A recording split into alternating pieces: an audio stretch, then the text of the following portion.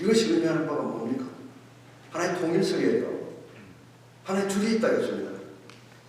이 줄을 만들어낸 것이 누구냐? 사람이 이렇게 할 수 있느냐? 그래서 제가 이 문체론 이런 거를 학교에서는 또 공부를 해봤는데 성경 문체론을 알기는 참 정말 공부를 많이 해야 돼요. 그리고 언어의 통달을 해야 됩니다. 우리가 바울의 문체를 알아보면 헬라어에 완전히 통달해야 됩니다. 바울 문체와 베드로의 문체가 어떻게 다른가? 우리가 다른 건 알지만 어떻게 다른가를 지적하려고 하면 정말 공부 많이 해야 돼요. 우리 한글로 쓴 수필도 두 사람이 쓴 수필도 어떻게 다른가를 하려고 하면 그 문체론을 알아야 되거든요.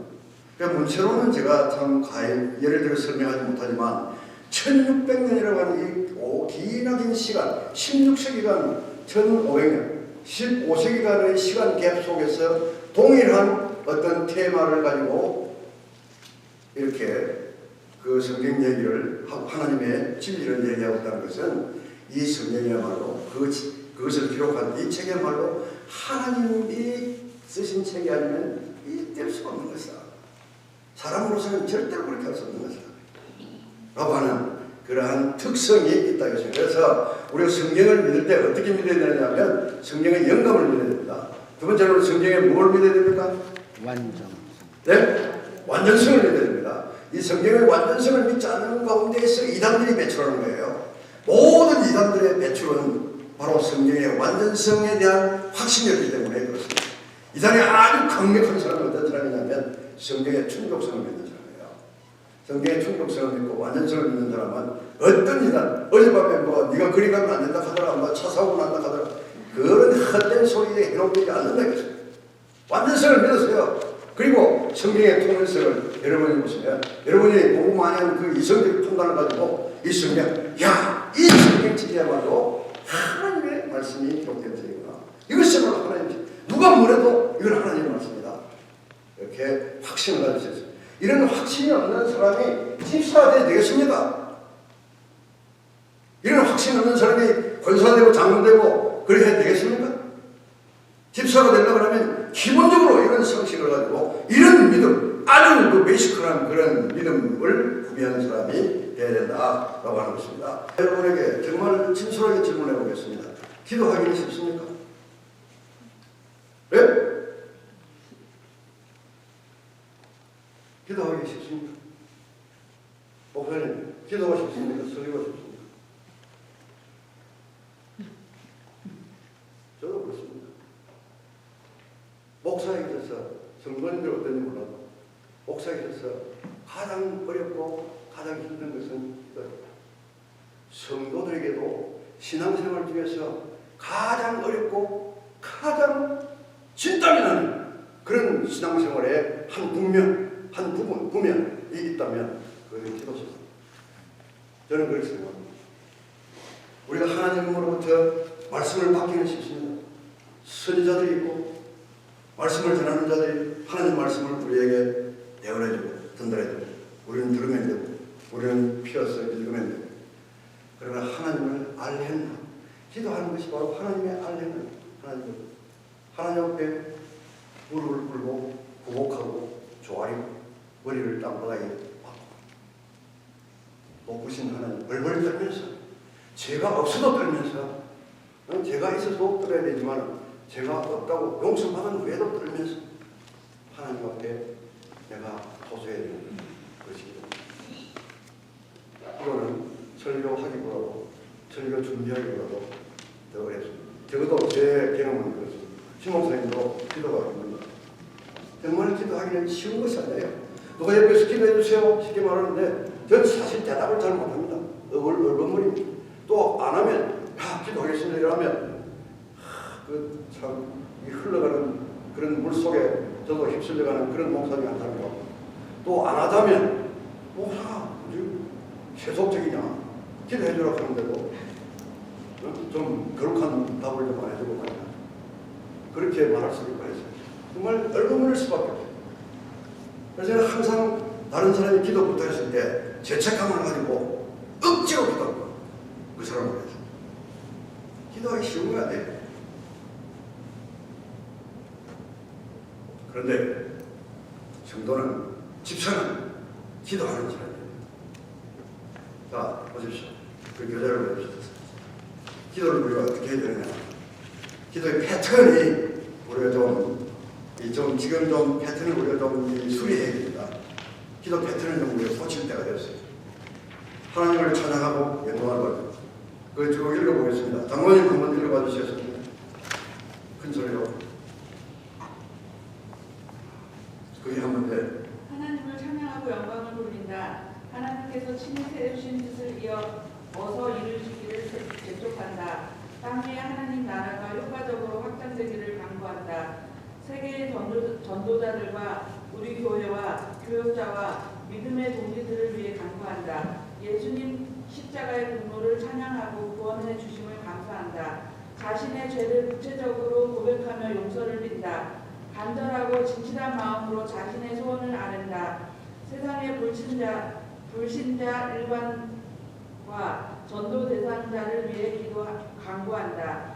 가족과 친지와 이웃을 위해 기도한다. 조국의 현실, 우리가 살고 있는 나라, 세계의 평화를 위해 간구한다. 재난 당한 자, 궁핍한 자, 버려진 자들을 위해 간구한다. 기타 성령의 지도를 따라 기도한다. 네, 아주 장로님 감사합니다. 장로님께서 아주 빠르게 독도하시고 잘 읽어주셨습니다. 자, 이런 우리가 기도의 아이템을 가지고 기도를 드려야 되는데 대체적으로 이렇습니다. 대체적으로 이런 것이 우리가 하나님 앞에 호소할 그런 어떤 기도의 제목들이다 이렇게 보는데, 제가 개인적으로 관찰한 바에 의하면, 관찰이라고 봐도 느낌 이런 것에 순전히 제가 좀 프라이빗한 그런 평가라는 것을 감안하고 들으시면, 현대 교회의 기도의 추세가 너무 감성적으로 흘러가는 것 같다. 너무 감각적인 용어들을 기도에 도입해서 기도를 진행하는 것 같다. 기도라고 하는 것은 사실 벌벌 떨어야 되는 것인데, 하나님 앞에 이마에 땀을 흘리면서 더듬으면서 할 수밖에 없는 것이 기도인데, 기도의 본질이 그런 것입니다. 여러분, 기도의 본질이 하나님 앞에 덜덜덜 떨면서 말을 더듬거리면서 할 수밖에 없는 것이 기도예요. 여러분이 만약에 어떤 전제 군주 앞에 엎드려가지고 뭔가 신하로서 얘기한다고 이렇게 가정해 보십시오. 말이 제대로 나오겠습니까? 하나님 앞에 정산유수와 같이 달면으로 이렇게 기도의 폭포를 이렇게 흘러가는 것도 사실상 하는 문제가 있다고 봅니다. 그건 기도의 매너리즘이에요. 기도에 우리가 은사, 기도에 익스프레스가 없어도 못하겠어요. 하나님, 제가 이거 왔습니다. 저를 살려주십시오. 그것만 좋다세요. 하나님 앞에 엎드린다는 이런 어떤 신앙적인 의식. 하나님, 내가 세상에 나를 구원해 주기 위해서 호소할 경찰서장도 있고, 도지사도 있고, 상원의원도 있고, 많은 사람들이 있는데, 내가 그 사람들한테 호소하지 않고, 내가 오직 유일하게 살아계신 하나님 존재는 내가 목하고 하나님께서 나를 도와주시기를 원하나이다. 그것만으로 좋다세요. 그게 기도의 정신이에요. 그런 기도의 정신을 가지고 기도할 때에 우리 기도가 좀 달라져야 된다고 생각합니다. 기도가 너무 매너리즘적으로, 문학적으로, 감성적으로 남의 청년의 심정을 터치하려고 하는 그런 의성태를 가지고 기도하는 것, 이것은 반성해야 될 문제라고 생각합니다. 그 다음에 기도의 한 가지 또 다른 주제는 너무 이기적입니다. 이기적인 기도 안 하는 사람이 있습니까? 너무 인본주의, 너무 우리 인간을 중심으로 해서 드리는 기도, 이런 기도는 우리가 조금 의식을 다시금 새롭게 해야 될 그런 문제라고 생각합니다. 기도의 이상이 무엇입니까? 나는 그 기도의 이상은 주님 가르치신 기도라고 생각합니다. 주님께서 저희들을 가르칠 때에 뭐라고 했습니까? 그 당시에 다른 모든 이단적인 종교들은 그들의 기도를 주문화하여서 드리는 그런 기도 형식이 있었습니다. 그래서 제자들에게 예수님께서 너희는 그들처럼 주문하면서 주문 형식으로 기도하지 말고 너희는 이렇게 기도하라. 그래서 기도 패턴을 주셨습니다. 그 기도 패턴이 어떻게 되십니까? 기도 패턴이 조금 전에 장로님이 읽으신 그런 내용으로 이 기도의 패턴이 주어져 있습니다. 그래서 주님께서는 너희는 이렇게 기도하라 그렇게 제자들에게 명하셨는데 우리는 그렇게 기도드리지 않고 다르게 기도드리는 것은 우리가 반성을 해야 됩니다. 기도의 중요 포인트는 자 여러분 저를 주목해 주십시오. 기도에 있어서 우리가 가장 중요한 포인트 우리가 반드시 기도하지 않으면 안 되는 그 성도로서의 책임 그것은 바로 하나님께서 자 여러분 저를 보고 있습니까? 저를 보고 계십니까? 네. 얼굴 뒤에 얼굴을 이렇게 겹해서 보지 말고 딱 얼굴 다 내놓고 들으십시오. 기도의 가장 중요한 포인트는 하나님께서 하늘에서 세우신 자기의 뜻을 이 땅에서 이루시도록 하나님을 재촉하는 것입니다. 이것이 우리 기도의 핵심입니다. 하나님의 뜻이 하늘에서 이루어진 것처럼 이 땅에서도 하나님 당신의 뜻을 이루시옵소서. 하나님 나라를 세워주시옵소서.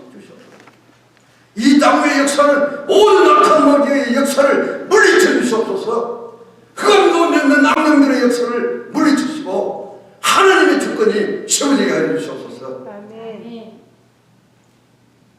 그런 기도를 우리가 왜 안 드립니까? 그런 기도를 드리면서 땅을 치고 통곡을 해야 되는 것 아닙니까?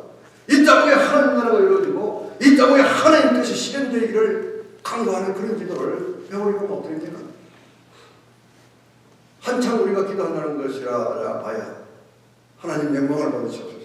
우리 예배를 통해 영광을 받으시옵소서. 하나님이 영광을 받으셔야죠. 하나님이 영광을 어떻게 받습니까?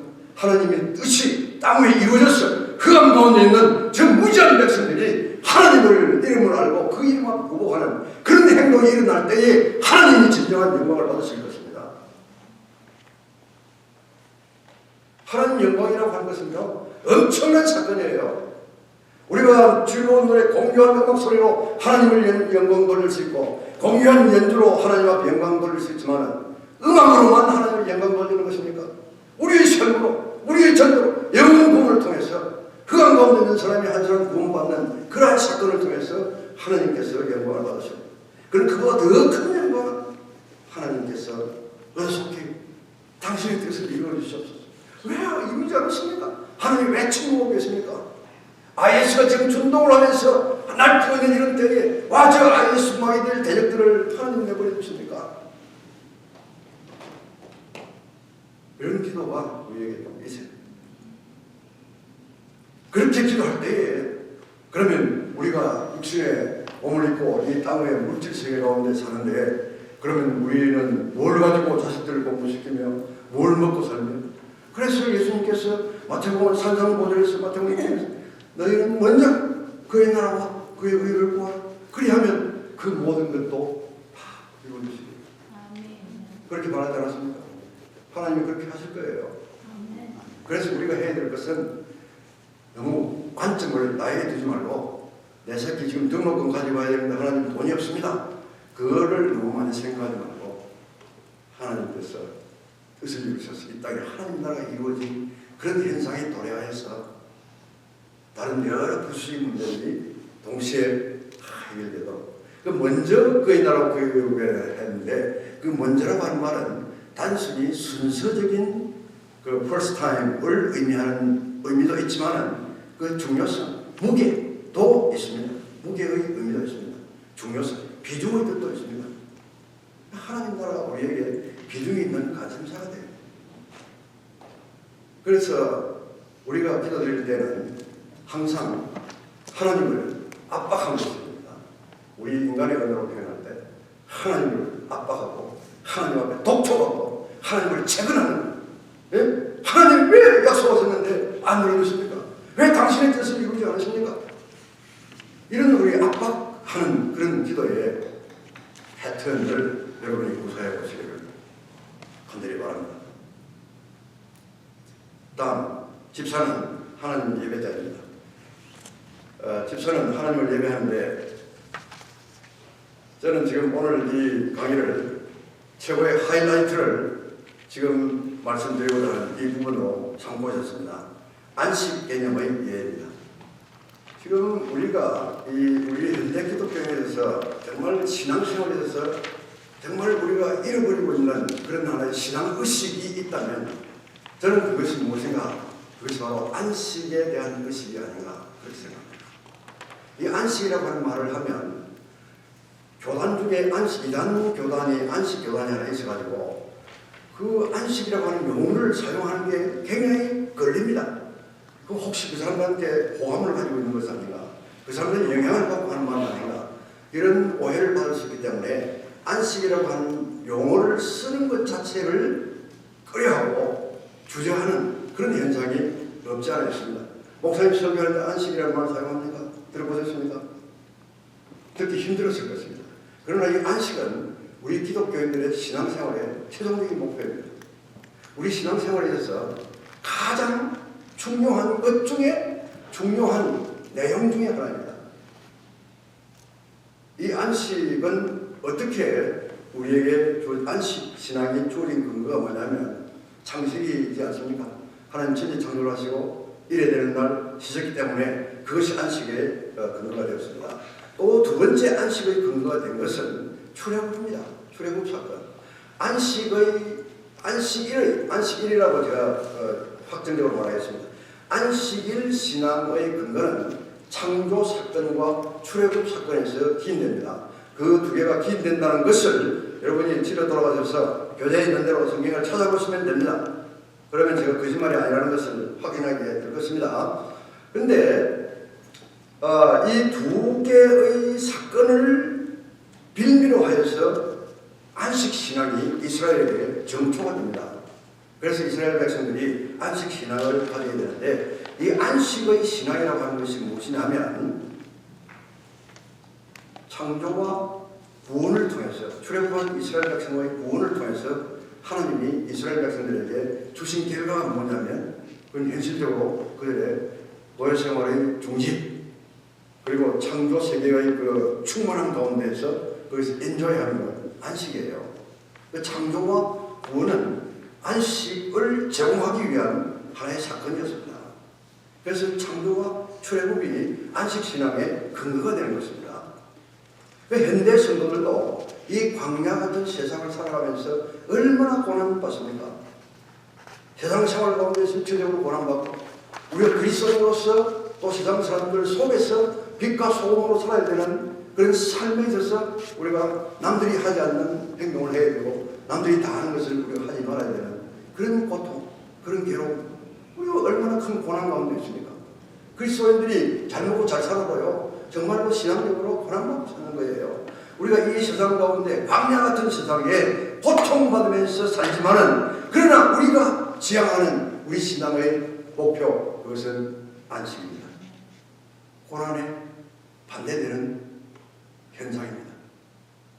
우리가 이 고난받을 때 눈을 지그시 감고 고통 가운데 하늘물로 하나님께서 나에게 주신 그 신령한 안식 속에 언젠가는 미국에는 들어가게 되리라 하는 그런 믿음과 소망 그 소망 가지고 우리 안식을 사모하는 거예요.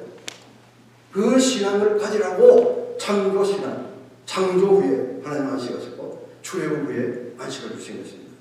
그러므로 하나님 백성들의 안식일 준수는 장래의 천국 생활에 대한 예행 연습 맛보기 뭐 제가 썼으면 동안 아주 적절하게 어느 용어 선택을 잘했죠. 지금 여러분 보십시오. 이제 저를 보십시오. 안식이라고 하는 그 신앙의 관념이 뭐냐면 지금 우리가 천국을 맛보기로 실현하는 거예요. 천국을 우리가 미리 예행 연습하는 거예요. 따라서 안식을 우리가 해보야 됩니다. 안식 신앙을 해보야 됩니다. 이 안식 신앙이 없으면 어떻게 됩니까?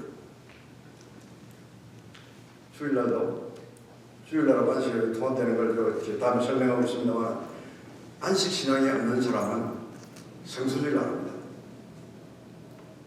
주일날 밥 먹으러 가야 되고 사람 만나러 가야 되고 중요한 사업 미팅 해야 되고 다른 일, 남겨놓은 일, 토요일날 남겨놓은 일 그거 마무리해야 되고, 그 안식 신앙이 없어서 그래요. 그 사람이 바빠서라기보다도 이 무료한 시간을 어떻게 때우나. 차라리 어제 하던 거 오늘 저 교회 가서 예배 드렸지 않느냐. 교회 가서 예배 드린 것으로 주일 지킨 걸로 생각하면 큰 오산입니다. 하루 전날을 안식해야 되는 거예요. 안식한다는 것은 내 몸만 육체적으로 고단한 몸을 쉰다는 그 1차적인 의미가 있지만 이것만 가지고 안식이 되는 거 아니에요. 그 나머지 하나님의 예배 드렸고 그 나머지 시간을 어떻게 할 것이냐. 천국이 앞으로 우리에게 올 천국이 어떤 모양인가 그것을 그리듯, 그리고 그때의 그 안식을 지금 미리 맛보면서 기뻐하고 감사하고 하나님의 영광 찬송 돌리고, 그리고 경건한 여러 가지 하나님 나라를 위한 사역을 하는 겁니다. 오늘 여러분들이 고통받으면서 안 되는 것, 이 안식 중에서 경건한 생활을 우리가 하는 거예요. 그 안식이라고 하는 것이 굉장히 중요한 신앙 의식입니다. 우리 신앙의 고울이 어디 있습니까? 천국 아닙니까? 그 천국을 지금 우리가 상상하는 거예요.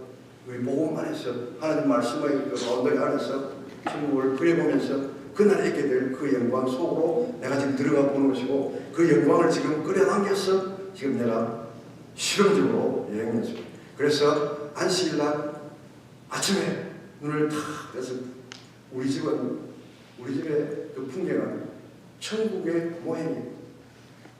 안식일날 우리 교회의 성도들 모임, 이것은 바로 천국에서 우리가 맛보게 될 그 영원한 안식의 하나의 샘플이에요. 주일날 목사님 설교 마음에 안 든다고 찌푸리고 마음에 상처하고, 성도 김일수 박집사 뭔가에 보고가 잘못돼가지고 예배 시간까지도 이 갈등이 생기고, 그 서로 다투고 분쟁하고 하는 것을 완전히 주의를 깨뜨리는 거예요. 안식신앙을 깨뜨리는 거예요. 여러분, 이 안식신앙을 여러분 정말 해보아야 돼요. 안식신앙을 회복했을 때 우리가 주일날 믿음 약속하지 않습니다. 뭐 사업 뭐 거래 이렇게 하지 않습니다. 거의 다 안식신앙의 태도로부터 일어나는 그 부정적인 그런 현상이라고 저는 생각합니다. 따라서 주일과 성수주일, 이건 제가 교재이기 때문에 더 설명하지 않습니다. 성수주일은 성도의 의무이며 성도의 책임입니다. 성수주일의 절정은, 안식신앙의 절정은 바로 하나님을 예배하는 것입니다. 그리고 그 거룩한 주일의 하나님 예배는 온 세상에 장차의 천국 생활을 예표적으로 미리 선포하고 선전하는 행동입니다. 아브라함이 가나안에서 부름받았을 때에 아브라함이 하나님을 어떻게 했습니까? 예배하지 않았습니까? 그렇죠. 아브라함이 하나님을 예배했는데 어디서 예배했습니까?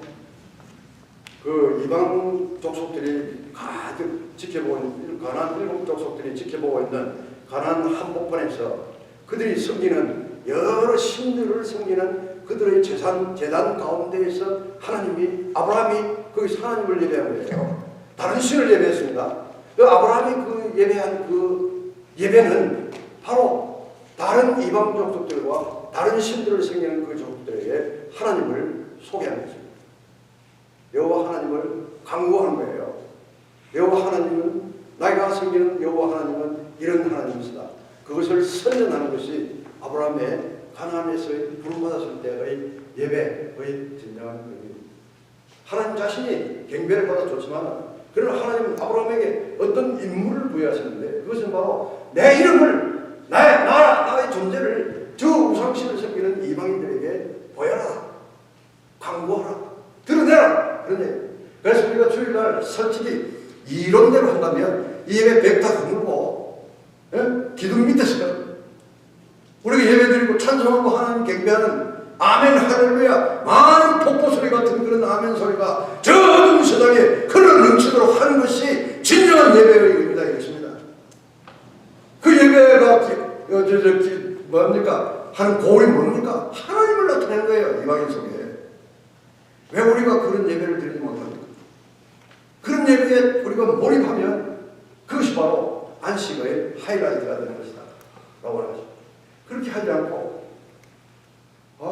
막 전화하고 막 바쁘고 막 먹으러 가야 되고 만나러 가야 되고 명함 주고 받아야 되고 그거야 우리가 주일날 안식일날 그렇게 해서는 안 된다. 그래서 우리 집사들은 최소한도 성수주일이라고 하는 그런 개념, 성수주일 집사가 교회 결성하고 이러면 안 된다라고 하는 것이 단지 예배 숫자를 늘리고 그런 차원을 떠나서 집사 정도 되면 무슨 일이 있어도 열림을 제껴놓고 하나님 앞에 예배드리고 나가야 된다.